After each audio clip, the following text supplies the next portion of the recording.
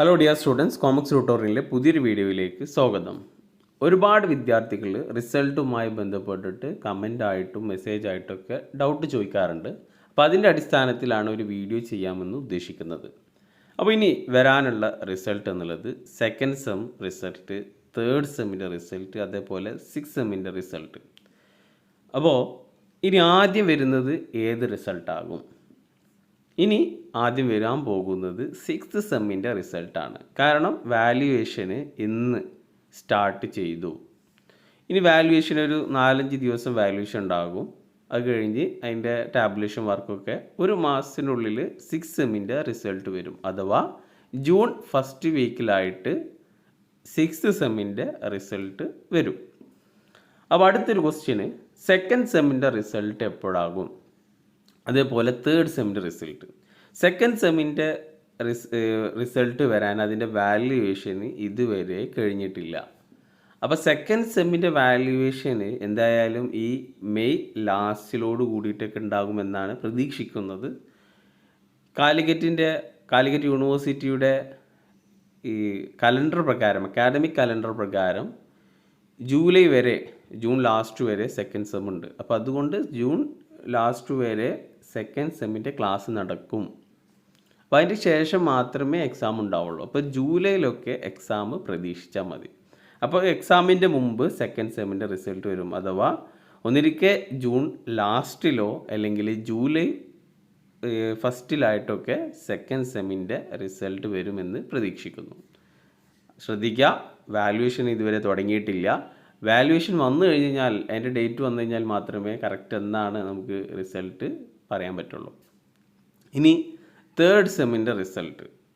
Third സെമ്മിൻ്റെ result അതും ഇതേപോലെ തന്നെയാണ്. വാല്യുവേഷൻ ഒന്നും സ്റ്റാർട്ട് ചെയ്തിട്ടില്ല. സെക്കൻഡ് സെമ്മിൻ്റെ വാല്യുവേഷൻ കഴിഞ്ഞ് അതിന് ശേഷം മാത്രമേ തേർഡ് സെമ്മിൻ്റെ വാല്യുവേഷൻ നടക്കുള്ളൂ.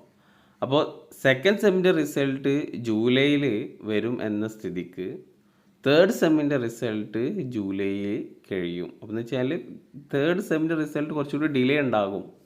ഓഗസ്റ്റിലൊക്കെ പ്രതീക്ഷിച്ചാൽ മതി. ഓക്കെ, ഓഗസ്റ്റോ അല്ലെങ്കിൽ ഓഗസ്റ്റിന് അപ്പുറം വേണമെങ്കിൽ പോകാം, സെപ്റ്റംബറിലേക്കൊക്കെ നീങ്ങാം. അപ്പോൾ അത് യൂണിവേഴ്സിറ്റിയുടെ ഭാഗത്തു നിന്ന് എടുക്കുന്ന സ്പീഡിനനുസരിച്ചിരിക്കും. ഇപ്പോൾ കുറച്ച് സ്പീഡൊക്കെ ആയിട്ടുണ്ട് എന്ന് പറയുന്നു. പക്ഷേ പല റിസൾട്ട് നമ്മൾ കേൾക്കുമ്പോൾ അത്ര സ്പീഡായിട്ട് വരുന്നില്ല. 5th-ൻ്റെയും 6th-ൻ്റെ ഒക്കെ പെട്ടെന്ന് വരാറുണ്ട്. ബാക്കിയുള്ള സെംസിൻ്റെ റിസൾട്ടൊക്കെ കുറച്ച് ഡിലേ ആണ് വരാറ്. അപ്പോൾ എന്തായാലും സെക്കൻഡ് സെമ്മിൻ്റെ റിസൾട്ട് ജൂലൈയിൽ പ്രതീക്ഷിക്കാം. തേർഡ് സെമ്മിൻ്റെ റിസൾട്ട് ഓഗസ്റ്റിൽ, 6th സെമ്മിൻ്റെ റിസൾട്ട് അടുത്ത മാസം ജൂണിലും പ്രതീക്ഷിക്കാം. ഓക്കെ, ഹയർ എഡ്യൂക്കേഷന് പോകുന്ന വിദ്യാർത്ഥികളെ സംബന്ധിച്ചിടത്തോളം അവരുടെ PG അഡ്മിഷൻ അതിൻ്റെ മുമ്പ് സെക്കൻഡ് സെമ്മിൻ്റെ റിസൾട്ട് വരുമെന്ന് പ്രതീക്ഷിക്കുന്നു. അപ്പോൾ PGക്കൊക്കെ അപ്ലൈ ചെയ്യണവർ, സെക്കൻഡ് സെമ്മിൽ മാത്രം സപ്ലൈ ഉള്ളവരാണെന്നുണ്ടെങ്കിൽ അവർ PGക്ക് അപ്ലൈ ചെയ്യുക. അതിൻ്റെ മുമ്പ്, അഡ്മിഷൻ്റെ മുമ്പ് റിസൾട്ടൊക്കെ വരും. ഇനി തേർഡ് സെമ്മിൽ സപ്ലൈ ഉള്ള വിദ്യാർത്ഥികളെ സംബന്ധിച്ചിടത്തോളം അവരുടെ PG അഡ്മിഷൻ്റെ മുമ്പ് തേർഡ് സെമ്മിൻ്റെ റിസൾട്ട് വരുമോ വരില്ലേ എന്നതിലൊരു ആശങ്കയുണ്ട്. അപ്പോൾ ഹയർ എഡ്യൂക്കേഷൻ PGക്ക് അപ്ലൈ ചെയ്യുന്നവർ അപ്ലൈ ചെയ്തിടുക. റിസൾട്ട് വന്നു കഴിഞ്ഞ് കഴിഞ്ഞാൽ നിങ്ങൾക്ക് അഡ്മിഷൻ എടുക്കാം. റിസൾട്ട് തേർഡ് സെമ്മിൻ്റെ റിസൾട്ട് വന്നിട്ടില്ല എങ്കിൽ പിന്നെ അഡ്മിഷൻ എടുക്കാൻ പറ്റില്ല. അങ്ങനെ ഒരു ഇതേ ഉള്ളൂ. അപ്പോൾ ചിലപ്പോൾ ബൈ ചാൻസ് ചിലപ്പോൾ PGയുടെ അഡ്മിഷൻ്റെ മുമ്പ് ചിലപ്പോൾ തേർഡ് സെമ്മിൻ്റെ റിസൾട്ട് വന്നേക്കാം. അപ്പോൾ ആ കാര്യം പ്രത്യേകം ശ്രദ്ധിക്കാം. ഓക്കെ, അപ്പോൾ റിസൾട്ടുമായി ബന്ധപ്പെട്ടിട്ട് നിങ്ങൾക്കുള്ള ഡൗട്ടുകൾ കമൻ്റായിട്ട് രേഖപ്പെടുത്തി കഴിഞ്ഞ് കഴിഞ്ഞാൽ അറിയാവുന്ന ഇതിന് റീപ്ലൈ തരാവുന്നതാണ്. Okay, thank you for watching.